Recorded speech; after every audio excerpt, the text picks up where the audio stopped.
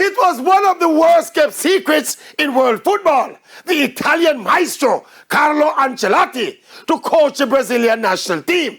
Always thought it was unthinkable that the five-time world champions, a people so proud of their football tradition, a people who worship Jogo Bonito.